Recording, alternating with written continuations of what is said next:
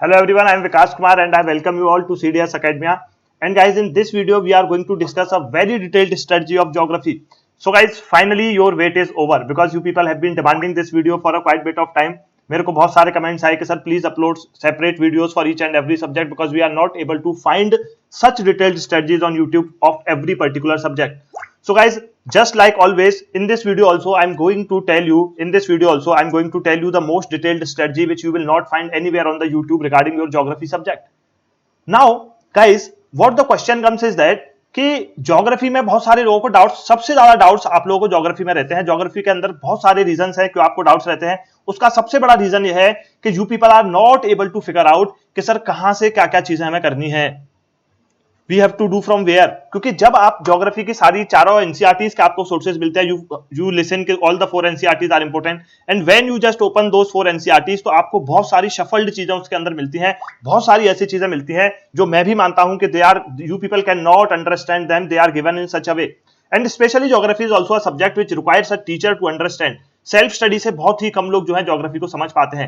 But in this video I am going to tell you such important topics in such a way कि जो आप कौन कौन सी book से कहां से कवर कर सकते हो जिससे कि आपका एग्जामिनेशन के अंदर कोई भी क्वेश्चन जो है ना छूटे. So guys, just tighten your belts because we are going to discuss a very good strategy. ऐसी स्ट्रेटजी आपको नहीं मिलेगी. So just watch the full video. And guys, I am making a lot of efforts for you guys. So just if you have not subscribed the channel, then please subscribe the channel because we are going to come up with a lot of material here. And also the target is of 1000 subscribers. So if you people will be making 1000 subscribers, then I will teach you free on YouTube. YouTube live पे हम freely अपने lectures करेंगे and you must be knowing के how efficiently I can help you people. इतना idea आपको ये सारी videos देख करके लग गया होगा. सो सारे के सारे लोग सब्सक्राइब करें and you can just share the things. तो अब जल्दी से शुरू करते हैं. I will not say this for a long time. Now guys, if you want to know कि what is the exact book list for your geography, और book list में मैं सिर्फ आपको ये बता करके इस वीडियो के अंदर नहीं जाऊंगा कि आप 4 एनसीईआरटीज पढ़ लो जो आप भैया हर जगह सुनते हो.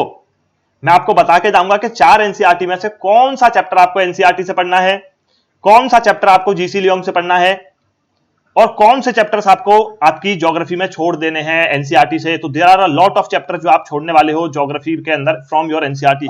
सो जस्ट वॉच दिस वीडियो. पूरी वीडियो आपको देखनी है if you want to make sure कि आपको प्रॉपर आइडिया लगे कि भाई क्वेश्चंस कहां से आ रहे हैं, what we can skip the things और कैसे हम एफिशिएंटली जो है ज्योग्राफी को प्रिपेयर कर लें because this is a very vast subject you can say. So guys, second thing is कि what to read from NCERT.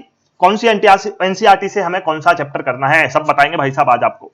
तीसरी बात, how to study each topic. आपको हर एक टॉपिक का मैं बताऊंगा कि ये कौन से चैप्टर के से करना है एनसीईआरटी के या जीसी लियोंग से, कितना एफिशिएंट आपके लिए रहने वाला है, यहां से कितने यूजुअली क्वेश्चंस आते हैं, ठीक है, और कितना प्रोडक्टिव आपके लिए रहेगा अगर वो आप टॉपिक करते हो. तो सारे के सारे आंसर्स आज आपको मिल जाएंगे, ठीक है. तो अब टेंशन नहीं लेनी, ज्योग्राफी की टेंशन छोड़ दो.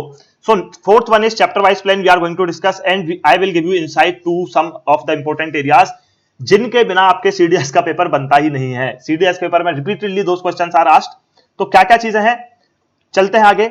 अब नाउ द थिंग कम्स कि sir why most people don't study geography. क्यों नहीं पढ़ते भाई ज्योग्राफी. तो आपका सिंपल सा जवाब होता है कि सर पढ़े तो पढ़े क्या, समझे तो समझे क्या, हमारी कोई फीलिंग्स नहीं है क्या. मतलब सर हमें समझ ही नहीं आता कि पढ़े तो क्या पढ़े, इतनी फालतू सी एनसीईआरटी लगती है. 12th की खोल लेते हैं तो उनमें तो सर कुछ भी वैल्यूएबल दिखता ही नहीं है 12th की एनसीईआरटीज के अंदर. और सर जब 11th की खोलते हैं तो 11th की जब फिजिकल ज्योग्राफी की बुक खोल लेते हैं तो उसमें इतनी पता नहीं क्या रामायण लिखी गई है सर के ज्योग्राफी एज अ डिसिप्लिन, और आपका एक चैप्टर खुल के आता है भाई साहब. इतना बहुत होता है आपको ये बताने के लिए कि भाई अब जो है ज्योग्राफी तुमको शायद हो सकता है इस एग्जाम के लिए जो है छोड़नी पड़े. तो लोग जो है यही सब चीजें देख करके छोड़ देते हैं. उन्हें समझ ही नहीं आता कि चीजें हो कहां से रही हैं. क्योंकि ज्योग्राफी का जो पेपर है ना, ज्योग्राफी का सिलेबस बहुत वास्ट है, लेकिन ज्योग्राफी का जो पेपर बनाया जाता है वो किन एरियाज से पेपर बनाया जाता है वो मैं आपको यहां पे बताऊंगा. और आज के बाद सच बता रहा हूं आपको ज्योग्राफी सबसे इजी लगेगी क्योंकि मैं आपको वो एरियाज देकर के जाऊंगा कि वो आपको पढ़ने हैं और ऐसी जगह से बता करके जाऊंगा जहां से पढ़ोगे तो समझ आएंगे, ठीक है. तो अब ये सेंटेंस अपने दिमाग से निकाल देना है. और second thing is difficulty in understanding. Geography is a conceptual subject. It is something like related to science. तो जो थोड़े से आर्ट्स बैकग्राउंड से, कॉमर्स बैकग्राउंड के लोग होते हैं उनको थोड़ा सा डर लग जाता है कि अरे सर क्या ही हो रहा है, ठीक है. Doesn't know what is the correct sequence. पता नहीं होता कि कहां पे सर कितना ध्यान देना है, कौन सी बुक से सबसे ज्यादा क्वेश्चंस आते हैं, कौन से टॉपिक से सबसे ज्यादा क्वेश्चंस आ रहे हैं. एंड मोस्ट इंपोर्टेंटली जिस सवाल का जवाब आप पूरे YouTube पे और आप सालों से हर जगह खोज रहे हो, इस सवाल का जवाब आज आपको CDS अकेडमी पर मिलेगा। और वो सवाल क्या है कि सर एनसीईआरटी से क्या पढ़ना है, जीसी लियोंग से क्या पढ़ना है, क्या छोड़ना है एनसीईआरटी में, तो ये सवाल का जवाब आज आपको मिलने वाला है। So let's start. So guys, what are the expected questions? How many questions you can expect from geography in your written examination which is going to be take place on 14th November? तो वहां पे आप minimum 15 to 18 question जो है आप expect कर सकते हो from your geography subject. Okay sir, fine, चलो। तो अब और क्या क्या चीजों पे हमें ध्यान देना है, जल्दी से आते हैं आगे। तो guys, what is going to be the book list? तो बुक लिस्ट की अगर हम बात कर लेते हैं कि सर बुक लिस्ट क्या रहनी चाहिए, तो आपकी बुक लिस्ट देखो गाइज सेम है। सबसे पहले आपको फंडामेंटल्स ऑफ फिजिकल ज्योग्राफी आपकी 11th की बुक है, ठीक है, 11th की एनसीईआरटी है। इंडिया फिजिकल एनवायरनमेंट, ये भी आपकी 11th की एनसीईआरटी है, ये बुक्स आपको पढ़नी है। और मैं आपको आज एक सीक्रेट बता के जाऊंगा, आपका ये गलत नहीं होगा कहना कि 70 to 80% जो पेपर है ना वो इन्हीं बुक से आ रहा है। 70% तो आप इजीली कह सकते हो। 70% वेटेज और in your examination is carried bye these two books. वो ये दो बुक कैरी करती हैं, लेकिन इन दो बुक्स में से एक बुक आपको बहुत आसानी से समझ में आ जाएगी, which is Indian physical environment. एक बुक जो है वो आपको मतलब वो तो क्या ही बताऊं, वो पागल करती होगी आपको। लेकिन जो लोग अच्छे से पढ़ते हैं वो सारी चीजें हैं। देखो ज्योग्राफी, अगेन मैं कह रहा हूं कि it is not a kind of subject कि सारी चीजें आपको खुद से पढ़ के समझ आ जाए। क्या खुद से समझ आ जाएंगी वो चीज मैं बता दूंगा। जो हमारे स्टूडेंट्स हैं दे ऑलरेडी नो, उनको तो पढ़ाया गया है तो उनको पता है सारी चीजें। जिन लोगों को डिफिकल्टी हो रही है तो आई एम सेइंग कि मेरा आप एक टारगेट पूरा करो, फिर मैं आपको वो सारे टॉपिक्स जो बिना टीचर के समझ नहीं आते हैं ज्योग्राफी में, आई विल टीच लाइव, ठीक है, सबको पढ़ाऊंगा और उसी कंटेंट से पढ़ाऊंगा जितना हम पेड क्लासेस में पढ़ते हैं, उसी कंटेंट से पढ़ाऊंगा, उसी पैशन से पढ़ाऊंगा। बिकॉज पढ़ाना is something like my hobby. मैं ये डिफरेंशिएशन करके नहीं करता हूं कि ये वीडियो मैं यूट्यूब के लिए बना रहा हूं, वो मेरे पेड कोर्सेज हैं तो वहां पे ये कर लेते हैं, तो ऐसा गाइस कुछ नहीं होता, ठीक है। तो इंडियन पीपल एंड इकोनॉमी, आप तीसरी बुक कौन सी पढ़ोगे? Indian people and economy and human geography. अब मैं आपको बताऊं, ह्यूमन ज्योग्राफी है ना, इसमें से तो सिर्फ आपको 2 ही चैप्टर्स पढ़ने हैं, छोड़ दो। अच्छा सर, मजा आएगा सर, आप तो बहुत काम की बात बता रहे हो, पहली बार जो है सुनने में सुख हो रहा है कि आप कुछ छोड़ने की बात कर रहे हो, वरना आप हमेशा कहते हो कुछ नहीं छोड़ना है, ठीक है। तो इंडियन पीपल एंड इकोनॉमी से अगर हम बात करें तो यहां मैं आपको 2 से 3 चैप्टर्स पढ़वाऊंगा, बस बाकी कह दूंगा छोड़ दो। अब आ रहा है सर मजा, बहुत मजा आ रहा है सर, अब तो कॉन्फिडेंस आ रहा है सर, फिर तो पेपर भी नहीं होगा, पेपर होगा, सारे क्वेश्चंस होंगे, ठीक है। कैसे कैसे मैं बताऊंगा। जीसी लियोंग के अंदर से आपको चैप्टर 1, इफ देखो this condition is for those people who are not following any teacher for geography. अगर आपके एजुकेटर अच्छे हैं, आपने एक अच्छे एजुकेटर को फॉलो किया है, तो ये इन्हीं टॉपिक्स के लिए जो बंदा है एजुकेटर्स को फॉलो करता है, which is given in your chapter number 1, 2, 3, 11, 12 and climates of the world, ठीक है। तो ये सारे के सारे जो टॉपिक्स हैं आपको जीसी लियोंग से पढ़ने हैं, उन्हीं लोगों को जो सेल्फ स्टडी कर रहे हैं, और ये सारे टॉपिक्स आपको एनसीईआरटी से छोड़ देने हैं। And what are these topics? तो अब थोड़ा वेट करो, सब्र रखो, अब इतनी प्रोडक्टिव वीडियो बनाई है तो आपका भी फर्ज बनता है थोड़ा सब्र रख के देखो पूरी। तो अब सबसे पहला चैप्टर जो आपको करना है, latitudes and longitudes. Expected question sir 2 to 3 every year, 2 से 3 question, straight forward direct question. यहां से क्वेश्चन कैसे बनते हैं आपके? यहां से क्वेश्चन आपको बनते हैं what do people need to understand. देखो again the same thing which I have done in polity and science, I will be giving you some questions, और उन क्वेश्चंस को फाइंड करते करते आपका पेपर निकल जाना है। ये बात मैं आपको बताता हूं, जिसने पॉलिटी की वीडियो देखी होगी उसको पता होगा। इतने सारे क्वेश्चंस आज आपको देके जाऊंगा, वही क्वेश्चंस आपके एग्जाम में आएंगे, बस आपको दिखना है। सो फर्स्ट क्वेश्चन कम्स के sir what are latitudes. Latitudes क्या होते हैं? These are the imaginary lines, horizontal है, वर्टिकल है, फाइंड इट आउट, ठीक है। अगर आपको मैं मैप पे कोई भी पोजीशन दे दूं तो आप उसको कैसे रिप्रेजेंट करोगे, आप उसका लैटिट्यूड और लॉन्गिट्यूड कैसे निकालोगे? Find it out, latitude and longitude. If I give you any position on the globe, तो आप लैटिट्यूड लॉन्गिट्यूड उसकी पोजीशन मुझे कैसे बताओगे? Then what are the different important latitudes? First one is your equator. Equator is your 0 degree. Tropic of cancer 23.5 degree north. Tropic of capricorn 23.5 degree south. अच्छा sir, अब जो सवाल और जो तरीका मैं आपको बताने वाला हूं ना, आप मतलब मजा आ जाएगा आपको, ठीक है। क्या सर क्या बताने वाले हो? तो गाइस होता क्या है कि मोस्ट ऑफ द क्वेश्चंस आपके जो यहां से बनते हैं वो ये क्वेश्चंस बनते हैं कि ये तीनों की तीनों जो इमेजिनरी लाइंस हैं, ये जो सारे के तीनों लैटिट्यूड्स आपके, फ्रॉम वेयर दे पास, कौन कौन सी कंट्री से जो है वो पास होते हैं। और सर यही तो हमारा दर्द है, यही तो हमारा दुख है इस जीवन में कि हमें वो सारी कंट्रीज याद नहीं रहती, किसी को भी याद नहीं रहेंगी क्योंकि इतनी सारी कंट्रीज है, लेकिन उनका एक न्यूमोनिक है, उनका एक न्यूमोनिक है, ठीक है। सुन लो, मजा आ जाएगा आपको, दे ही जाता हूं आज आपको। उनका एक न्यूमोनिक है। न्यूमोनिक क्या है? अगर if I talk about equator, तो इक्वेटर कौन कौन सी कंट्री से गुजरता है, याद कैसे रखोगे? देखो English, cricket English cricket board, English cricket board, मैं शॉर्ट में लिख रहा हूं, आप वीडियो सुनकर समझ जाना। English cricket board, Saurabh Ganguly दादा हमारे, राहुल द्रविड़ और युगांडा का स्टूडेंट इंडियन। अब इनसे जो इनके फर्स्ट वर्ड से जो कंट्रीज के नाम शुरू हो रहे हैं वो सब ये उन्हीं सारी कंट्रीज से गुजरता है। और ये थोड़ा सा आपको निमोनिक ऐसा लग सकता है कि सर बहुत लेंदी होगा, लेकिन जब आप 4-5 बार इसकी प्रैक्टिस कर लोगे इसके दो फायदे हैं। एक तो आपको सारी कंट्रीज पता लग जाएंगी, और दुनिया का सबसे मुश्किल क्वेश्चन जो इस टॉपिक से बन सकता है वो ये बन सकता है कि भाई वेस्ट टू ईस्ट बताओ। है सर, ऐसा भी क्वेश्चन बनता है, वेस्ट टू ईस्ट बताओ, इक्वेटर कहां से पास हो रहा है। तो भैया आप सीक्वेंस में कैसे रटोगे, तो ये सीक्वेंस भी है। तो आपकी ये कंट्री कौन सी है? ई फॉर एक्वाडोर, ठीक है, E for Ecuador, C for Colombia, B for Brazil, ठीक है, S for Sao Tome and Principe, G for Gabon, Republic of Congo, Democratic Republic of Congo, U for Uganda, K for Kenya, Somalia, I for Indonesia. तो Indonesia जो है हमारी ऐसी neighbour country है जहां से इक्वेटर गुजरता है। मजा आ गया ना? ऐसे ही कर दोगे सारे क्वेश्चन। और भी निमोनिक देखे जाता हूं, कंट्रीज अपने आप फाइंड कर लेना, मैं निमोनिक दे रहा हूं। अगर मैं ट्रॉपिक ऑफ कैंसर की बात करूं, अगर मैं ट्रॉपिक ऑफ कैंसर की बात करूं, ठीक है, और एक हुआ आपका ट्रॉपिक ऑफ कैप्रिकॉन, एक क्या हुआ? Tropic of Capricorn. तो अगर मैं ट्रॉपिक ऑफ कैंसर और ट्रॉपिक ऑफ कैप्रिकॉन की बात करूं, तो ट्रॉपिक ऑफ कैंसर का निमोनिक सुनो, my brother Sameer Malhotra is man, man के तीनों मैन लोगे, माई ब्रदर समीर मल्होत्रा। अब समीर मल्होत्रा तो मैन नहीं होंगे, फीमेल तो हो नहीं सकते, और ब्रदर है तो ऑब्वियस सी बात है, इतनी रीजनिंग तो हम भी पढ़ते हैं। तो माई brother Sameer Malhotra is man, ठीक है, वेंट, तो अब उसका क्या होगा कि loves English,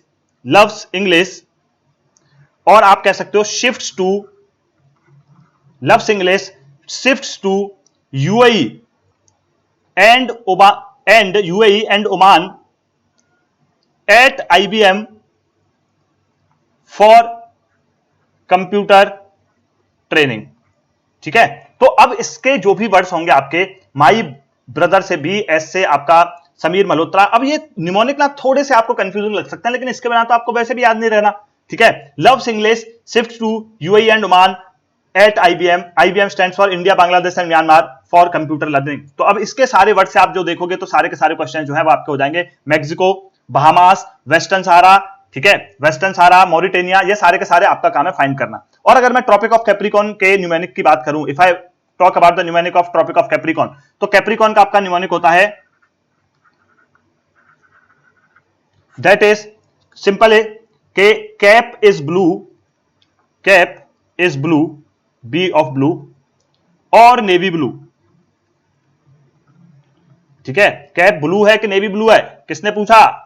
says my mom's aunt, मेरी मम्मी की आंटी ने पूछा कि भाई कैप जो है तुम्हारी वो ब्लू है कि क्या है। तो इसके सारे के सारे वर्ड्स आप फाइंड आउट करोगे। I don't have time, I don't want to make the video lengthy, so that's why I am not telling you. तो ये सारे के सारे आपको वेस्ट टू ईस्ट सीक्वेंस में मिल जाएंगे, ठीक है। बाकी कमेंट में मेरे को कमेंट कर देना, ये न्यूमेनिक में आपको कमेंट भी कर दूंगा along with the names of the country in the comment section, अगर आपको मजा आया है तो। और ये इससे बेहतरीन तरीका नहीं हो सकता समझने का, आप भी जानते हो। अब गाइस आते हैं तो कौन सी कंट्रीज हैं डिफरेंट लैटिट्यूड्स पे, उसकी हम बात कर लेंगे। बिल्कुल सर।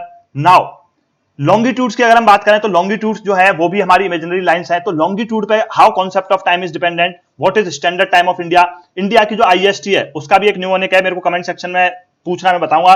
और इंटरनेशनल डेट लाइन, ठीक है, गरम चाय जी WTM, IST का क्या है? इंडियन स्टैंडर्ड टाइम, जो हमारी जो टाइम की जो लॉन्गिट्यूड है वो कहां से पास होती है, तो गरम चाय जी WTM। तो गरम जी से फाइंड आउट करना कौन सी कंट्री है, चाय, और जे से फाइंड आउट करना, सी और जे से गरम चाय जी WTM, वेस्ट बंगाल, त्रिपुरा, और फाइंड आउट कर लेना जो भी आपकी कंट्रीज है। So guys this is your topic latitude and longitude. अब आपको लग रहा होगा कि सर इसमें तो कुछ भी नहीं है अगर ध्यान से पढ़े हम तो।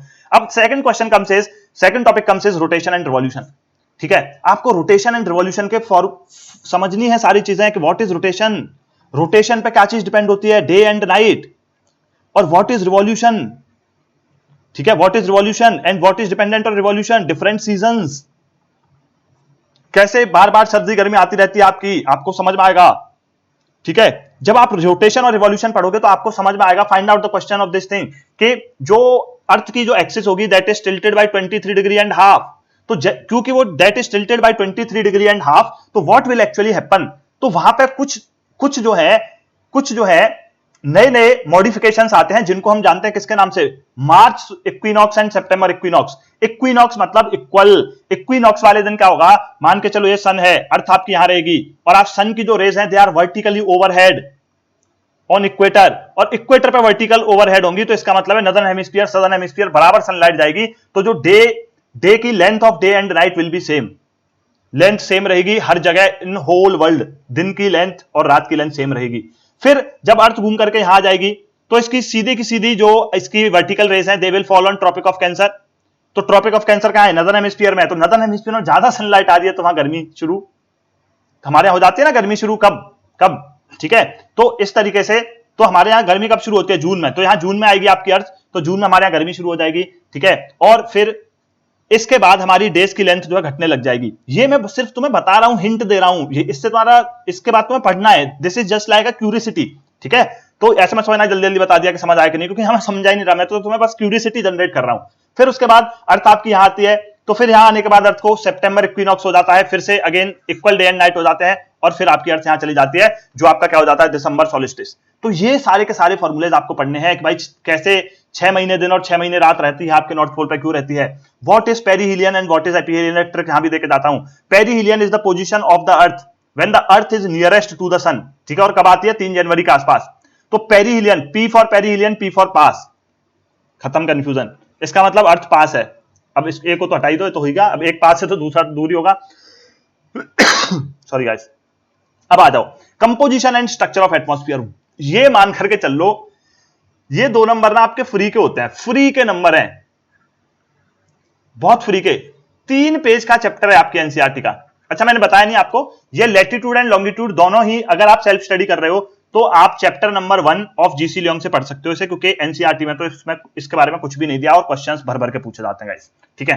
तो अब 2 नंबर आपके फ्री के हैं, 3 पेज का चैप्टर है एनसीईआरटी का, कौन सा, क्लास 11th की एनसीईआरटी आपकी, और चैप्टर नंबर 8 मैंने स्पेसिफाई किया है, तो चैप्टर 8 वहां से पढ़ना आपको कि what is the composition of the atmosphere, ठीक है, कि हमारे एटमॉस्फेयर का कंपोजिशन क्या है, हमारे एटमॉस्फेयर में जो गैसेस प्रेजेंट हैं, ठीक है, गैसेस प्रेजेंट है उनका करेक्ट सीक्वेंस क्या है, सबसे ज्यादा कौन सी है, नाइट्रोजन है, फिर उसके नीचे कौन सी आती है, पूरा सीक्वेंस लेफ्ट हैंड साइड वाले पेज पे, मतलब इस पेज पे आपके इधर राइट हैंड साइड में दिया होगा गैसेस का, वो पूरा आपको रट जाना चाहिए, ठीक है। And what are the other things which are present in the atmosphere, आपके वाटर वेपर होती है, वो भी आपको पढ़ना है, आपकी कार्बन डाइऑक्साइड होती है, कार्बन डाइऑक्साइड से क्या नुकसान है, वाटर वेपर क्या फायदा करती है, डस्ट पार्टिकल्स भी होते हैं, this is your composition of atmosphere. Nextly you will be learning guys different layers of atmosphere, तो यहां पे आप डिफरेंट लेयर्स पढ़ोगे एटमॉस्फेयर की। डिफरेंट लेयर्स कैसे पढ़ोगे, कि आपको इसकी भी ट्रिक देके जाता हूं, आप क्या बोलते हो, एमएसडी, महेंद्र सिंह धोनी, तो उस एमएसडी को टी कर दो बस, और ऊपर भी टी आ गया आपका। तो ये आपका सबसे नीचे कौन सा होता है, ट्रोपोस्फियर, फिर आपका स्ट्रेटोस्फियर, मेसोस्फियर और आपका थर्मोस्फियर, ठीक है, धोनी जी भी काम आ गया आज, ये हो गया आपका थर्मोस्फियर। तो यहां थर्मोस्फियर हो गया, तो what you people need to understand in this topics, क्या पढ़ना है सर, ये पढ़ना है आपका हवाई जहाज कौन सी लेयर में उड़ता है, आपकी ओजोन कौन सी लेयर में प्रेजेंट होती है, दोनों पीवाईक्यू है, रेडियो वेव्स कहां पे ट्रेवल करती हैं, कहां मिलेगा सर, वही एनसीईआरटी के उन्हीं 2-3 पेजेस में, कहीं नहीं जाना इसके लिए, कहीं नहीं भटकना है, ठीक है। तो ये सारे पढ़ लोगे आई होप।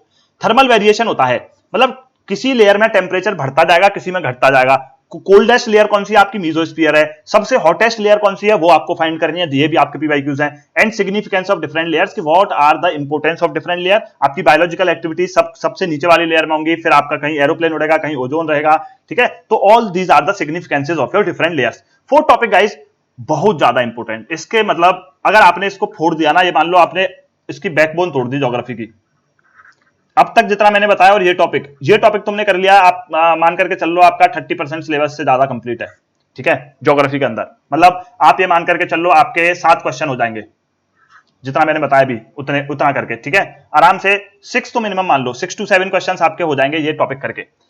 और इसी को आप क्लाइमेटोलॉजी बोलते हो, क्लाइमेटोलॉजी में ही हम ये सब चीजें पढ़ते हैं, बट मैं डिटेल्ड वीडियोस बनाता हूं, तो मैं सिर्फ ये नहीं बता के चला जाऊंगा तुम्हें कि तुम क्लाइमेटोलॉजी पढ़ लो भैया, ठीक है, वो तो तुम्हें दुनिया भर में सब बताते हैं।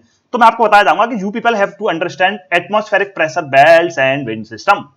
तो सर अब इसमें क्या क्या पढ़नी है चीजें, उस पर सवाल आता है, ये पढ़ना कहां से है, पूरी दुनिया में कहीं नहीं भटकना except chapter 10th of 11th class NCERT. कुछ भी नहीं, एक एक लाइन नहीं छोड़नी है इसकी, ठीक है, और इसके बाहर कहीं जाना नहीं है। अच्छा, एटमॉस्फेरिक प्रेशर क्या होता है, ठीक है, जो weight of the air pressure लगाती है एटमॉस्फेयर के ऊपर, वो आपका एटमॉस्फेरिक प्रेशर है। उसके बाद आपको फाइंड आउट करना है what are isobars, what are isobars, ठीक है, दीज आर द एरियाज जहां पे इक्वल प्रेशर होगा, ये भी इमेजिनरी लाइंस होती हैं। व्हाट इज प्रेशर ग्रेडियंट, ठीक है, difference in pressure with respect to the distance is your pressure gradient. फिर उसके बाद आप पढ़ोगे 7 हॉरिजेंटल प्रेशर बेल्ट्स, 7 आपकी प्रेशर बेल्ट्स होती हैं, 7 प्रेशर बेल्ट्स आप पढ़ोगे। आपको पता होगा इक्वेटोरियल लो, ठीक है, और फिर आपकी सब ट्रॉपिकल हाई आती है, फिर सब पोलर लो, फिर पोलर हाई, तो ऐसे करके आपकी मतलब एक बीच में 3 इसके ऊपर, ये आपकी क्या होती है, ये इसको आप सिंपल सी बात कह सकते हो कि आपकी इक्वेटोरियल लो है, इसके ऊपर आपकी क्या आती है, सब ट्रॉपिकल हाई, फिर सब पोलर लो, और फिर यहां आपकी क्या आ जाएगी, पोलर हाई, और उसी तरीके से यहां पे नीचे सब ट्रॉपिकल हाई, सब पोलर लो, और उसके नीचे आपका आ जाएगा ट्रॉपिकल। तो 1 2 3 4 5 6, एक यहां आ गई और एक 7, तो ये 7 आपकी प्रेशर बेल्ट्स हो जाती हैं। 7 प्रेशर बेल्ट्स के बारे में आपको पढ़ना है कि कैसे फॉर्म होती हैं। उसके बाद you will be understanding a very wonderful phenomena, wind. ये फिनोमेना तो इतना इंपॉर्टेंट पार्ट है ना इस टॉपिक का, इससे दुनिया में कभी भी ऐसा पेपर नहीं आया, सीडीएस का क्वेश्चन ना आया हो भैया इस चैप्टर से, 2 कम से कम क्वेश्चन ना आया हो, आज तक नहीं आया होगा ऐसा पेपर। तो विंड के बारे में अगर हम बात करें तो wind is what, wind is the flow of air. अब एयर क्यों फ्लो करती है, एयर फ्लो करती है क्योंकि due to the difference in pressure, pressure difference create होता है, तो वो आपको समझना है। और just on the basis of the direction of the wind हमने विंड को ईस्टर्लीज और वेस्टर्लीज में डिवाइड किया है। जो विंड ईस्ट से आ रही है वो ईस्टर्लीज है, जो वेस्ट से आ रही है वेस्टर्लीज है। सर ये तो बहुत इजी है, सब इजी है। फिर आप पढ़ोगे Coriolis force, what are the factors on which wind depend. Wind बहुत सारे फैक्टर्स पे डिपेंड करेगी, किस पे डिपेंड करेगी, विंड आपके फ्रिक्शन पे डिपेंड करेगी, ठीक है। तो इस क्वेश्चन का आंसर फाइंड आउट करना कि friction is more on land and friction is less on sea, तो इसीलिए जो स्पीड होती है ना विंड की, वो सी के ऊपर बहुत ज्यादा होती है क्योंकि वहां फ्रिक्शन नहीं होता। उसके बाद कोरियोलिस फोर्स पे डिपेंड करेगी। सर ये कौन सा हाथी आ गया, ये क्या है सर कोरियोलिस फोर्स, हमने तो कभी सुना नहीं, ठीक है। तो जो आपका रिवॉल्यूशन ऑफ अर्थ है, this is depend, the revolution of earth भी एक जो है फैक्टर क्रिएट करता है फॉर डिफ्लेक्टिंग द विंड। और ये इसके लिए भी ट्रिक देके जाता हूं, एनआरआई, नॉन रेजिडेंशियल इंडियन। तो एनआरआई जो आपका नदर्न हेमिस्फीयर होगा, वहां पे जो आपका कोरियोलिस फोर्स है वो राइट में डिफ्लेक्ट करेगा, और जो साउथ है वहां लेफ्ट में। तो इससे आपकी ईस्टर्लीज और वेस्टर्लीज अलग अलग जोन्स में हवाएं बहती रहेंगी, मस्त एकदम, हवाओं के साथ शिप भी तैरते हैं, पूरा ट्रेड भी उन्हीं के हिसाब से चलता है। जिस दिशा में हवा जाती है उसी दिशा में शिप जाता है, उसी दिशा में ट्रेड होता है, उसी दिशा में बारिश भी होती है। बहुत सारे फैक्टर्स होते हैं विंड से रिलेटेड, तो सारे फैक्टर्स आपको पढ़ने हैं, मजा आ जाएगा। फिर आपको पढ़ना है फेरल्स ट्राई सेलुलर मॉडल, कि ये जो 7 प्रेशर बेल्ट सर आपने यहां पे जो बताई हैं, उनमें आपके 3 सेल होते हैं, ठीक है, तीनों सेल फाइंड आउट करने हैं, और ये पता करना है कि तीनों सेल्स में वाले एरियाज में the wind is moving clockwise और एंटी क्लॉकवाइज। बहुत इंपॉर्टेंट है, सीडीएस का पेपर उठा करके देख लो, हेडलेस सेल पर क्वेश्चन पूछा है, फेरल्स पे भी पूछता है। अब आ जाओ प्लेनेटरी विंड्स। फिर आपकी प्लेनेटरी विंड्स के बारे में आपको पढ़ना है, then El Nino and La Nino effects. El Nino effect क्या होता है, जस्ट फाइंड आउट, ब्रैकेट में दिया होगा लेफ्ट हैंड पेज पे आपके, लैंड एंड सी ब्रीज। फिर आपको पढ़नी है land and sea breeze. Can anyone tell me in the comment section के ड्यूरिंग द डे जो आपकी विंड है वो लैंड टू सी फ्लो करती है, सी टू लैंड, वो मैं ही बता देता हूं, चलो छोड़ो। सी टू लैंड आपकी दिन में फ्लो करेगी, क्यों, क्योंकि land gets heated up quickly, पानी से जल्दी ज्यादा हीट हो जाएगा लैंड, और हॉट एयर राइजेस अप, जो आपकी हॉट एयर होगी वो ऊपर उड़ जाएगी, ऊपर उड़ गई इसका मतलब नीचे प्रेशर डिफरेंस क्रिएट होगा। जैसे ही प्रेशर डिफरेंस क्रिएट हुआ तो सी पे हाई प्रेशर है, तो वहां से हाई प्रेशर से लो प्रेशर की तरफ आपकी हवा आएगी, और इसका वाइस वर्सा होगा, कब, रात में। वैसे ही माउंटेन एंड वैली ब्रीज। फिर आप पढ़ोगे local winds, this is a topic which is not given in your NCERT. तो इसके लिए सिंपल, जब हम लाइव करने लगेंगे तो मैं एक छोटी सी क्लास ले लूंगा, क्योंकि हर एग्जाम में पूछते हैं भैया ये भी। चिनूक, इसको स्नो हीटर बोलते हैं, हेरमेटन, ठीक है, फाहियान, सिरोको, बहुत सारी ऐसी आपकी जो विंड्स हैं जो आपकी वर्ल्ड ज्योग्राफी का पार्ट है, जो लोकल विंड्स हैं जो हर जगह चलती हैं, और उनके बहुत इंपॉर्टेंट इफेक्ट्स होते हैं। कोई मेडिटेरियन में चलेगी, कोई एल्प्स वाले पे चलेगी, कोई आपकी कैलिफोर्निया में चलेगी, आकर के स्नो को, गर्म हवा होगी और माउंटेन की स्नो को पिघला देगी, बाढ़ लेकर के आएगी। अरे बड़ा जबरदस्त फिनोमेना होता है। एयर मासेस, फिर आप पढ़ोगे what are air masses. Then you will be learning about air fronts. Air fronts और एयर मासेस जब कंबाइन करते हैं तो रेन होती है, प्रेसिपिटेशन होता है। प्रेसिपिटेशन कई सारे तरीके का होता है, जस्ट फाइंड आउट कि व्हाट इज कन्वेंशनल, ठीक है, what is orographic, what is cyclonic, कैसे कैसे तीनों सिचुएशंस में आपकी बारिश हो रही है, प्रेसिपिटेशन मींस रेन। और देन बहुत ज्यादा इंपॉर्टेंट, इतना ज्यादा कि मतलब क्या ही बताऊं, इसको जो छोड़ के जा रहा है ना तो उसको वही वाला पाप देंगे, कौन सा वाला, जिससे वो अगले जन्म में फुटबॉल बने और जिंदगी भर लात खाए, तो वैसा ही इंसान होगा वो जो इसको छोड़ के जाएगा। Extra tropical and tropical cyclone. तो एक्स्ट्रा ट्रॉपिकल और ट्रॉपिकल साइक्लोन में क्या फर्क है, ये भी क्वेश्चन आता है। साइक्लोन क्यों बनते हैं, साइक्लोन में मैक्सिमम डिस्टर्बेंस का एरिया कौन सा है, साइक्लोन जब सरफेस पे आता है तो डिसिपेट क्यों हो जाता है, खत्म क्यों हो जाता है, सारी चीज आपको पढ़ के आनी है। और नया chapter water in atmosphere, free के नंबर अगेन फ्री के 1-2 नंबर, ये कहां से पढ़ना है sir, class 11 chapter 1 class 11 chapter 1, ठीक है। अच्छा सर, तो ये जो आपकी बुक है ना, फंडामेंटल्स ऑन फिजिकल ज्योग्राफी के चैप्टर हैं जो मैं अभी बता रहा हूं आपको, फंडामेंटल्स ऑन फिजिकल ज्योग्राफी, भाई इसी बुक से आपका, ये मान लो इस बुक से आपका 40% पेपर अकेली इस किताब से आता है। वाटर एंड एटमॉस्फेयर, ठीक है, एटमॉस्फेरिक प्रेशर बेल्ट ये भी इससे है, कंपोजिशन स्ट्रक्चर ऑफ एटमॉस्फेयर ये भी इससे है, इसके अलावा क्या नहीं है इससे, अभी तो जियोमॉर्फोलॉजी ओशियनोग्राफी सब इसी में तो है, और क्या है, इसी बुक से आता है पूरा पेपर। अब वाटर एंड एटमॉस्फेयर की बात करते हैं, तो हमारे एटमॉस्फेयर में वाटर होता है, तो the amount of water present is known as humidity.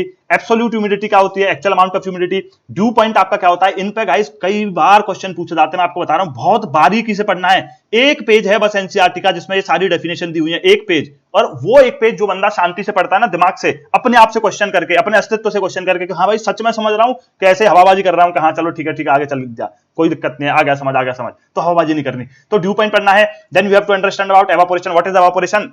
Evaporation के बाद कंडेंसेशन का क्या फिनोमेना है, कंडेंसेशन से ही तो बारिश होती है भैया, ठीक है।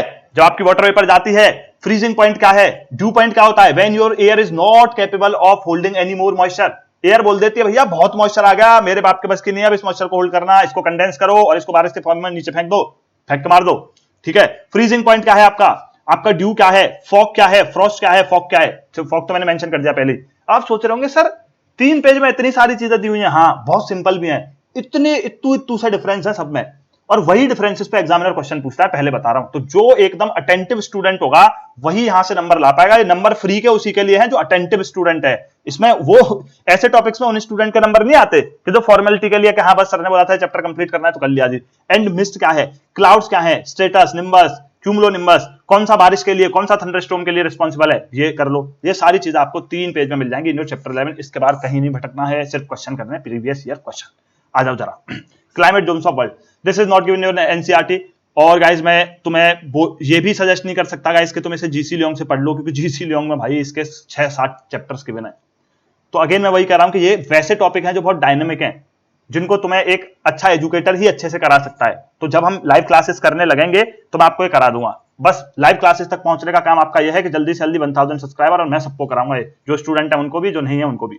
तो डिफरेंट क्लाइमेट जोन है आपकी, डिफरेंट क्लाइमेट जोन जब आप 0 से 10 डिग्री में रहते हो, इक्वेटोरियल होती है, फिर उसके ऊपर सेडान, सुडान, ठीक है, फिर British type, Mediterranean type, China type, और फिर आपके बहुत सारी चीजें होती हैं।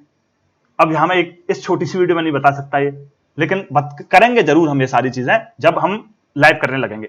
तो डिफरेंट क्लाइमेट जोन हमारी होती हैं। रेनफॉल, अब ये चैप्टर ना मैं आपको इतना जबरदस्त पढ़ा दूंगा कि तभी उसी दिन का वेट करो आप, उसी दिन, चाहे एग्जामिनेशन से वो एक दिन पहले का भी दिन होगा ना, आप इसके सारे क्वेश्चन कराओगे। इसमें हम पूरा मैपिंग करके पढ़ते हैं, और इसको मैं आपको सजेस्ट करता हूं कि आप जब ये ऐसे टॉपिक्स पढ़ते हो ना जिसमें आप बहुत सारी चीजें पढ़ते हो, ठीक है, मेरे स्टूडेंट जानते हैं, तो मैं तुम्हें बताता हूं कुछ बेसिक्स बना लो। किन बेसिक्स पे पढ़ रहे हो, हम किस बेसिक्स पे पढ़ेंगे भाई, रेनफॉल यहां कब होती है, मेडिटेरियन सी में उल्टा सिस्टम चलता है, जब दुनिया में बारिश होती है वहां नहीं होती है, जब वहां बारिश होती है जब दुनिया में नहीं होती है, तो इसीलिए उसको अलग अलग हम नाम देते हैं। वो क्वेश्चन कई बार पूछा जाता है आपका, विटिकल्चर होता है वहां। रेनफॉल क्या है वहां का टेम्परेचर गाइस क्या रहता है, लोकेशन मतलब कौन से लैटिट्यूड और कौन कौन से लैटिट्यूड के बीच में वो आता है, फिर वहां का वेजिटेशन क्या है, कैसे पेड़ उगते हैं भाई साहब वहां, ठीक है। ह्यूमन डेवलपमेंट एंड इकोनॉमी क्या है, क्या वहां पे डेवलप्ड लोग रहते हैं, क्या वहां की बारिश, टोपोग्राफी सब कुछ इतनी अच्छी है कि वहां डेवलपमेंट है, या वहां आज भी जो है आदिमानव रहते हैं, ट्राइब्स रहती हैं, ये सारी की सारी चीजें। और यहाँ पे कुछ लोकल ट्राइब्स भी हैं जिन पर क्वेश्चन पूछते हैं। हर बार पेपर में देखना, जो क्वेश्चन में आपको ये लगे ना कि यार ये क्या है, ये तो क्वेश्चन ही समझ नहीं आ रहा किस टॉपिक का, वो ट्राइब का ही क्वेश्चन होता है, इन्हीं टॉपिक से होता है वो क्वेश्चन, वर्ल्ड ज्योग्राफी। चलो next topic is your agriculture. Now guys I M pacing up, ठीक है, आई एम पेसिंग अप, जिससे हम जल्दी टाइमली वीडियो खत्म कर पाए और इन्फॉर्मेशन है सारी आपको दे पाऊं, तो जल्दी जल्दी से पेश अप करते हैं। तो nextly you will be learning about agriculture. Agriculture के अंदर सर कहां से पढ़ना है, क्या पढ़ना है, कुछ नहीं पढ़ना है, एनसीईआरटी का 5वां चैप्टर है आपका, पढ़ लेना चुपचाप जा करके, ठीक है। अच्छा sir, human development and economy का चैप्टर है, चैप्टर नंबर 5। तो एग्रीकल्चर में वो चीज आपको पढ़नी है। और जो आपकी 11th की एनसीईआरटी है वहां पे भी एक जबरदस्त चैप्टर है, वो भी एग्रीकल्चर के ही ऊपर है। तो दोनों 12th की बुक में चैप्टर 5 एग्रीकल्चर के ही ऊपर है, वो दोनों ही चैप्टर आपको रीड करना है, इसके अलावा कहीं मुंह नहीं मारना, ठीक है। 11th में आपको मिक्स्ड क्रॉपिंग क्या है, मिक्स्ड फार्मिंग क्या है, ये सारी चीजें मिलेंगी आपको। सॉरी, ये सारे 12th के ही हैं। तो 12th का जो आपकी वो वाली बुक है, जो आपकी वो वाली बुक है ह्यूमन डेवलपमेंट एंड इकोनॉमी, वहां पे आपको मिलेगा कैटेगरी ऑफ लैंड नाम का एक टॉपिक। वहां बैरन लैंड क्या होता है, ठीक है, फर्टाइल लैंड क्या होता है, स्पेशली बैरन लैंड तो पढ़ ही लो, जान कितनी बार पूछ लिया कि बैरन लैंड किसको बोलते हैं। ग्रॉस सोन एरिया क्या होता है, नेट सोन एरिया आपका क्या होता है, क्रॉपिंग इंटेंसिटी क्या है, इनके फॉर्मूलेज होते हैं। ग्रॉस सोन नेट सोन के फॉर्मूले होते हैं, वो फॉर्मूले पढ़ लिए तो डायरेक्ट एग्जाम में पूछता है, नहीं पढ़े तो भैया चलो टाटा बाय बाय।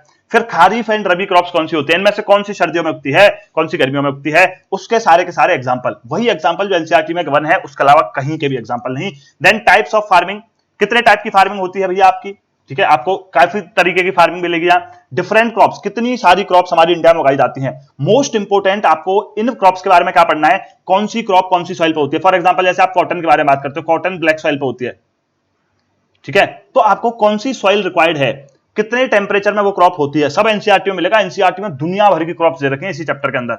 और रेनफॉल, कितना रेनफॉल इस क्रॉप को चाहिए, कौन कौन से एरियाज में इंडिया के होती है। एरियाज मतलब रफली पढ़ना, आप एलिमिनेट करके क्वेश्चन कर लोगे। सबसे इंपॉर्टेंट, अगर आपको लगे बहुत ज्यादा क्रॉप गिवन थी सर, तो राइस को तो बिल्कुल मत छोड़ देना, बिकॉज सबसे मोस्ट स्टेपल डाइट इंडिया की, one of the biggest producer India rice का, और राइस के बिना तो नहीं, व्हीट भी नहीं गाइस, ऑयल सीड और कॉटन, जूट, ये सारी आपकी कैसी हैं, कैश क्रॉप्स हैं। Jute, sugar cane, tea India में सबसे ज्यादा कहां होती है। कॉफी, दो तरीके की कॉफी पाई जाती है हमारे यहाँ, दो तरीके की कॉफी वैरायटीज पाई जाती हैं, फाइंड देम आउट। एक रोबस्टा होती है, दूसरी फाइंड आउट करके बताना मेरे को। एक फिर आप पढ़ोगे ग्रीन रिवॉल्यूशन के बारे में, कि हमारी इंडिया में ग्रीन रिवॉल्यूशन कैसा है। ग्रीन रिवॉल्यूशन के बारे में चैप्टर से जबरदस्त तो कहीं मिलेगा ही नहीं तुम्हें, ये सब तुम्हें पढ़ डालना है, दोनों चैप्टर्स। इस चैप्टर का मैंने थोड़ा सा इंक्लूड नहीं किया इसमें, जो आपकी दूसरी बुक में है, उसमें आप मिक्स्ड फार्मिंग क्या है, मिक्स्ड क्रॉपिंग क्या है, यहां से एक क्वेश्चन हर बार देख लोगे एग्जाम में। मैं चैलेंज करता हूं कोई भी एग्जाम ऐसा दिखा दो जो क्वेश्चन ना हो यहां से, तो एक क्वेश्चन के लिए वो चैप्टर आप रीड करोगे।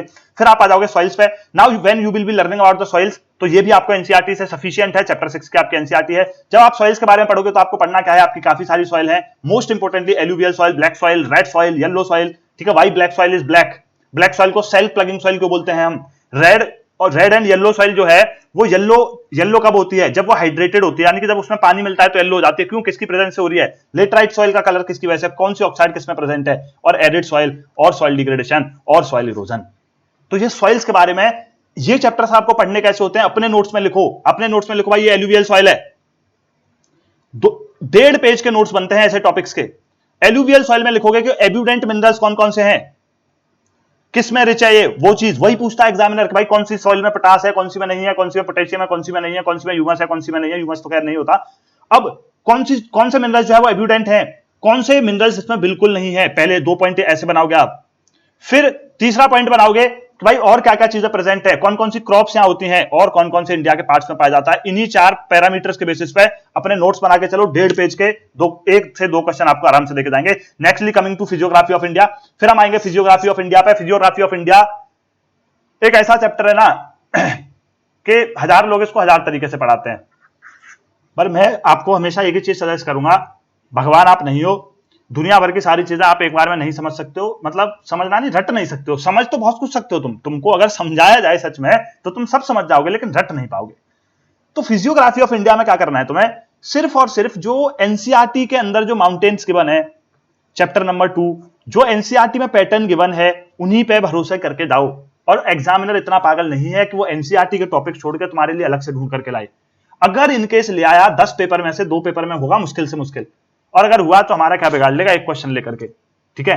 तो आपको एनसीईआरटी पर रिलाई करना है यार। एनसीईआरटी के आप बहुत चीजें छोड़ देते हो, आप इधर उधर भागते रहते हो। पास इसकी लिस्ट डाउनलोड कर ली गूगल से, ये कर लिया वो कर लिया, सबसे हाईएस्ट पीक कौन सी है, ये कौन सी है वो कौन सी है। अरे एनसीईआरटी में सब गिवन है, उसको खोलो तो सही भाई, ठीक है। तो चैप्टर 2 पढ़ना है आपको यहां से। तो माउंटेन रेंजेस आपको सारी वहां से पढ़नी है, उनका ऑर्डर, जास्कर और ये लद्दाख वद्दाख, इनका ऑर्डर कई बार पूछता है एग्जाम में। इंपोर्टेंट पीक्स कौन सी हैं, ठीक है, कौन से माउंटेन रेंज की पीक जो है सबसे ऊंची है, कौन सी इंपोर्टेंट है, ठीक है, वो सारी चीजें आपको साउथ की भी नॉर्थ की भी सारी की सारी पीक्स पढ़नी है।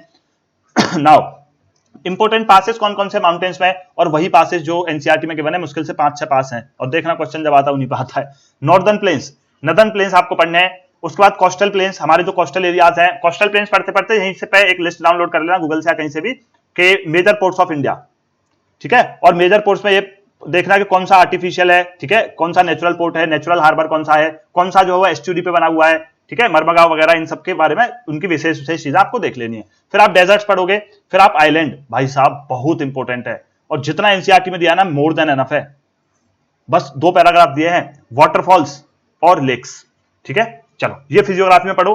देन आ जाओ next, coming to drainage system of drainage system. Drainage system के अंदर guys you will be dealing with important rivers, their tributaries, उनकी इंपॉर्टेंट रिवर्स की ट्रिब्यूटरीज कौन सी है, किस डायरेक्शन में वो फ्लो करती हैं, पेनिनसुलर रिवर्स कौन सी हैं, ठीक है, और आपकी जो है हिमालयन रिवर्स कौन सी हैं, साउथ की कौन सी हैं, साउथर्न मोस्ट रिवर इंडिया की कौन सी है, उन पर ध्यान देना है। वाटरफॉल्स, जो डैम्स बने हैं, भाखरा नगर, सूरजपुर, रामपुर, ठीक है, ये सारे के सारे आपको जो है क्या बोल दिया, सूरजपुर सूरजकुंड, तो अब वो सारे के सारे आपको डैम्स जो है फाइंड आउट करने हैं। और कुछ इंपोर्टेंट सिटीज जो इन बैंक्स की मतलब इन रिवर्स की बैंक पे है वो थोड़ा सा देख लेना। इसके लिए अगेन सबसे रिलायबल सोर्स एनसीईआरटी, एनसीईआरटी में भी इसमें बहुत ज्यादा दिया है, बहुत ज्यादा, वो भी सेलेक्टिव कर सकते हो तुम, थोड़ा सा जो तुम्हें समझ आए वो पढ़ सकते हो। सौरव बंगाल कौन है, सौरव बिहार कौन है, ठीक है, ब्रह्मपुत्रा की लेफ्ट विंग टेरिटरी कौन सी है, राइट टेरिटरी कौन सी है, वो बहुत इंपॉर्टेंट क्वेश्चन आपका बनता है। सदन में जो आपकी रिवर है, वेरियार वगैरह, ये सारी की सारी आपकी बनती हैं। फिर आपकी राजस्थान के अंदर कौन कौन सी बहती हैं, यमुना की ट्रिब्यूटरीज कौन कौन सी हैं, गंगा की राइट ट्रिब्यूटरी कौन सी है, लेफ्ट कौन सी है, तो ठीक है, वो सारे एक्सेप्शंस आपको देखने हैं।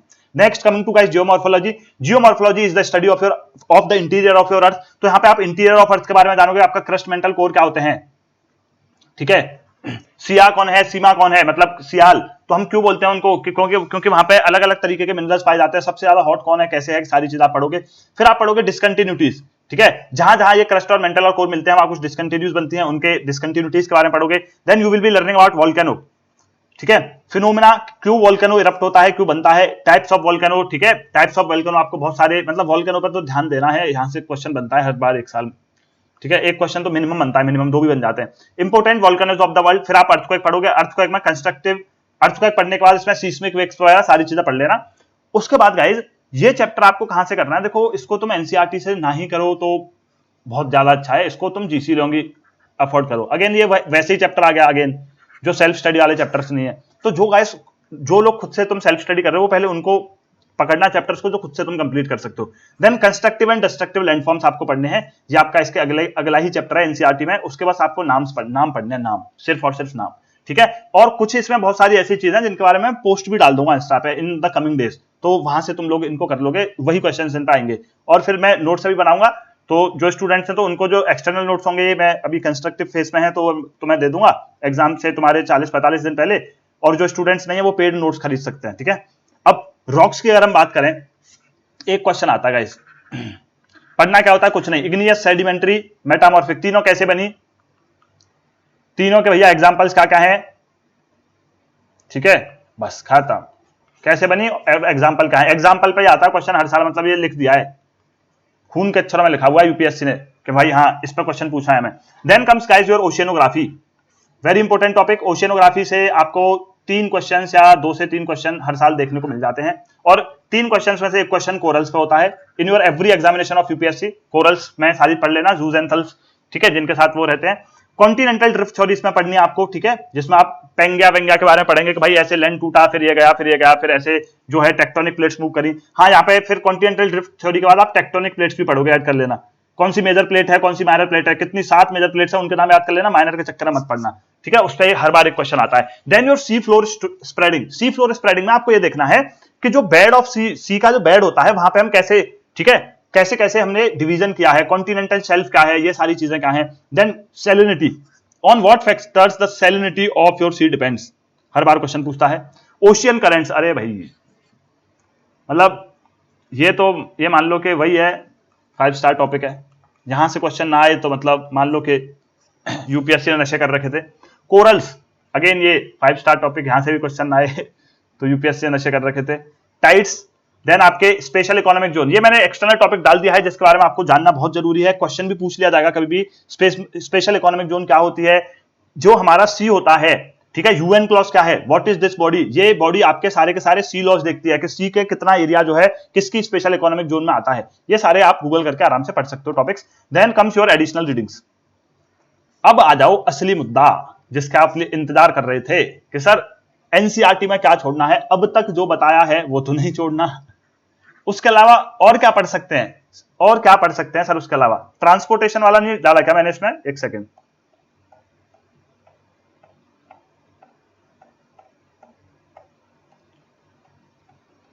चलो चलो चलो, वो डालना है मेरे को, मैं लिख देता हूं यहीं, स्लाइड में भूल गया हूँ मैं। वो इंपॉर्टेंट टॉपिक्स में आएगा आपके, आपको उसमें क्या पढ़ना है, ट्रांसपोर्टेशन। ठीक है, ट्रांसपोर्टेशन में गाइस आप क्या पढ़ोगे, ट्रांसपोर्टेशन में आपका एनसीईआरटी का ही चैप्टर है। कौन सी एनसीईआरटी में है, वो आपकी इसी एनसीईआरटी में है, ये जो दूसरी वाली है ना, human development and economy, human people and economy में। चैप्टर नेम आपको कंफर्म कर देता हूं, क्योंकि ट्रांसपोर्टेशन के ना बहुत सारे वो हैं, चैप्टर्स हैं, तो मैं ये नहीं चाहता कि इस वीडियो के बाद 1% भी डाउट जो है वो तुम्हारे में बने। मैं इसमें डाल रहा था, देन मतलब ऑल ऑफ अ सडन हो जाता है कि इतनी बड़ी पीडीएफ बनाई, तो उसमें फिर लास्ट में मैंने सोचा होगा डाल दूंगा, मिस हो गया। तो मैं आपको चैप्टर दिखा देता हूं जो आपको पढ़ना है। So guys, transport and communication के अंदर दिस वन ना, वेरी गुड, हाँ यही वाला। तो ये आपका ट्रांसपोर्ट एंड कम्युनिकेशन है, बुक है इंडियन पीपल एंड इकोनॉमी, और आपका चैप्टर नंबर है, ये चैप्टर नंबर है आपका 10, बहुत इंपॉर्टेंट चैप्टर है, chapter number 10 Indian people economy. और ये 12th की ना ट्रांसपोर्टेशन जो है, कई सारे चैप्टर्स दिए हुए, आपकी 11th में भी दिए होंगे, 12th में भी दिए होंगे, लेकिन आपको पढ़ करके कौन सा जाना है, वो यही पढ़ के जाना है। इसमें आप ट्रांसपोर्टेशन में आपको मेजरली पढ़ना क्या है, इसमें आपको वाटरवेज पढ़ने हैं। कौन कौन से वाटरवेज हैं गाइज, ठीक है, कौन कौन से वाटरवेज हैं, इनलैंड वाटरवेज कौन कौन से हैं, ठीक है, 6 इनलैंड वाटरवेज के बारे में आपको पता होना चाहिए, सादिया टू डुबरी और ये सारे जितने भी हैं आपको सबके सब पता होने चाहिए। उसके बाद आपको रेलवे के बारे में पढ़ना है। रेलवे के बारे में क्या पढ़ना है, रेलवे की मैन्युफैक्चरिंग यूनिट चाहो तो पढ़ लो, कभी कभी पूछता है, वरना रेलवे की जोन्स पढ़नी है आपको, जितनी भी रेलवे की जोन्स होती हैं आपकी, और उन जोन्स के हेडक्वार्टर्स। और तीसरी चीज इसमें पढ़नी है आपको सम इंपोर्टेंट हाईवेज, जो आपके बॉर्डर के आसपास के हाईवेज होंगे, ठीक है, वो बॉर्डर के आसपास के पे ज्यादा ध्यान दे देना, बस उसी में से आता कभी कभी क्वेश्चन। तो important highways, so this is basically the thing which I want to add, जो पीडीएफ में नहीं थी। इसके अलावा कुछ भी मिस नहीं है, इसके अलावा कुछ भी नहीं पढ़ना है आपको ज्योग्राफी के लिए। और जब आपका ये सब कुछ कंप्लीट हो जाए तो आपको एडिशनल रीडिंग करनी है, तो सर और क्या पढ़ सकते हैं हम एनसीईआरटी से, ये सवाल है का जवाब यहां पे है। आप पॉपुलेशन पढ़ सकते हो भाई, देखो एक क्वेश्चन आता है, मैं पहले ही बोल रहा हूं, मेरे से मत बोलना कि सर आपने टॉपिक मेन टॉपिक्स में इंक्लूड नहीं किया था, एक क्वेश्चन आता है, बट उस एक क्वेश्चन के चक्कर में मैं नहीं चाहता कि तुम मेन चीजें छोड़ करके आओ, ठीक है। तो पॉपुलेशन अगर आपको पढ़नी है तो कौन से चैप्टर से पढ़नी है, chapter 2 of human geography, chapter 2 of human geography, ठीक है, जो आपकी इस बुक से दूसरी बुक है, जो मैंने भी आपको दिखाई है, इंडियन पीपल एंड इकोनॉमी से दूसरी बुक का जो पॉपुलेशन है वो चैप्टर पढ़ना है आपको। इसमें आपको सारी की सारी पॉपुलेशन थ्योरीज मिलेंगी, और उसमें ये दिखेगा कि इंडिया में कब कब स्टैग्नेंट हुई पॉपुलेशन, कब कब बढ़ी, हर डिकेड में क्या क्या चेंजेस आए। फिर आप क्या पढ़ सकते हो, इंपोर्टेंट इंडस्ट्रीज कौन कौन सी है इंडिया के अंदर, और mineral resources of India. Again भाई साहब फिर से कहूंगा मैं, एक क्वेश्चन यहां से भी आता है, यहां आप क्या पढ़ोगे, कोल के कौन कौन से टाइप्स होते हैं, ठीक है, यहां आप पढ़ोगे कि भाई आपके पास आयरन के कौन कौन से टाइप होते हैं, सीएपीएफ में भी पूछा था, हेमेटाइट, मैग्नेटाइट, ये सब। और इंडिया में सबसे ज्यादा कौन सा मिलता है, इंडिया में सबसे ज्यादा कोल कौन सा मिलता है, टर्शियरी मिलता है, प्राइमरी मिलता है, कौन सा मिलता है। बस इतना भी पढ़ लोगे ना तो आपका काम चल जाएगा, ठीक है, और ये आपका एनसीईआरटी मिल जाएगा। देन योर एनवायरमेंट, एनवायरमेंट में फिर अगेन मैं कहूंगा एक क्वेश्चन यहां से आता है, 3 क्वेश्चन तो भाई देखो अब ज्योग्राफी में ऐसे तुम्हारे आएंगे, कब ये 3 क्वेश्चन करने हैं तो तुमको फिर बहुत मेहनत करनी पड़ेगी, और तुम्हारे पास टाइम है नहीं। तो अब यहां पे स्मार्ट स्टडी की बात ये आती है कि हाँ सर सिंपल सी बात है, इन 3 क्वेश्चंस को हम छोड़ के बाकी पूरे पोर्शन में जो है वहां से हम 12-13 क्वेश्चन अपने सिक्योर कर सकते हैं। तो that is not a foolish idea at all, क्योंकि फिर एनवायरमेंट में क्या पढ़ सकते हो, देखो अगर ऐसा हुआ कि मैंने लाइव क्लासेस ली आपकी एग्जाम से पहले इन टॉपिक्स पर, तो आपको कुछ भी पढ़ के नहीं जाना, हम बहुत शॉर्ट में करेंगे, वहां से क्वेश्चन आया तो कराएंगे, नहीं तो ठीक है। तो एनवायरमेंट के अंदर आप बायोडाइवर्सिटी पढ़ते हो, बायोडाइवर्सिटी के अंदर बहुत सारे टर्म्स है कि इकोनॉमिक निश्चय क्या है, वो उस पर क्वेश्चन पूछ जाता है भाई निश्चय क्या है, ठीक है। तो उसके बाद important conventions for climate change, जितने भी इंपोर्टेंट कन्वेंशंस हुए हैं आपके क्लाइमेट चेंज को लेकर, ग्लोबल वार्मिंग को लेकर, सस्टेनेबल डेवलपमेंट कब बोला गया, जोहानिसबर्ग कॉन्फ्रेंस का था, ये सारे कॉन्फ्रेंसेस पे भाई क्वेश्चन आ जाता है।